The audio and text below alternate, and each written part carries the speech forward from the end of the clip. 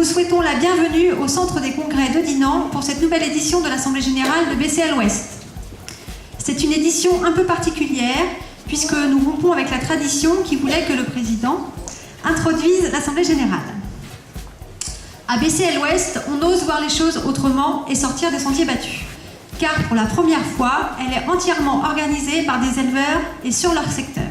Innoval va distribuer eConnect pour vous aider à optimiser la conduite de votre troupeau. Donc on est bien sur un logiciel de solution de gestion de troupeau. Plus d'interactivité de cette façon-là, et ça c'est vraiment une chose très intéressante. Nous nous sommes dit que nous pourrions écouter, échanger, partager avec des hommes et des femmes qui ont pris des initiatives pour inventer un nouveau schéma qui soit d'ailleurs passé ou à venir.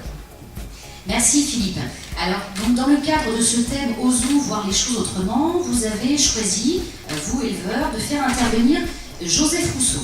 Alors Joseph Rousseau, c'est le président du Sérafel, qui est l'une des coopératives qui œuvre derrière la marque Prince de Bretagne.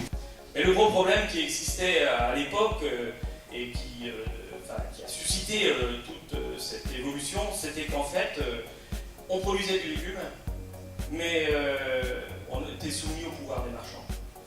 Et en fait, les producteurs n'osaient même pas, en rentrant chez eux de la place de marché de l'évêché de Saint-Paul-de-Léon, pour prendre un exemple, avouer les prix qu'ils avaient concédés auprès de ces marchands-là. Déjà le prix, en rentrant chez eux, mais aussi ça a amené un abus terrible au niveau de la normalisation et du respect des normes, quoi. Donc évidemment, quand on ne met pas en place des règles précises, eh bien, les abus peuvent avoir lieu sous plusieurs formes. Et donc, à un moment donné, ces jeunes à l'époque se sont révoltés un petit peu, ont essayé de le mettre en place, et en fait, ont créé l'organisation de mise en marché. On a décidé de créer une plateforme qui se veut être simple et facile d'utilisation pour l'agriculteur, et surtout évolutive avec le temps en fonction de vos besoins réels de commercialisation.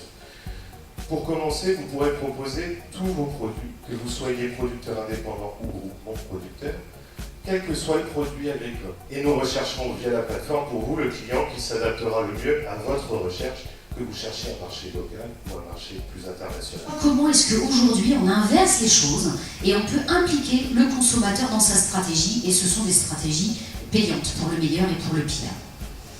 Alors, que faire? Eh bien, je pense évidemment que vous ne pouvez plus ne pas vous mobiliser.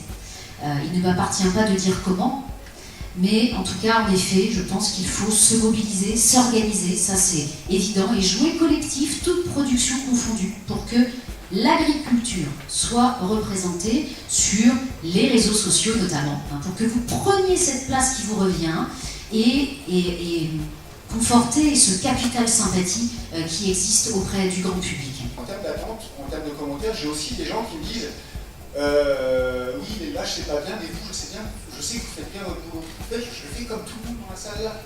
Mais en fait, comme ils ont vu de ma ferme, ils se disent bah oui, mais celui-là, ouais, c'est le seul en France qui est gentil avec ses vaches. Bah, c'est quand même un peu dommage.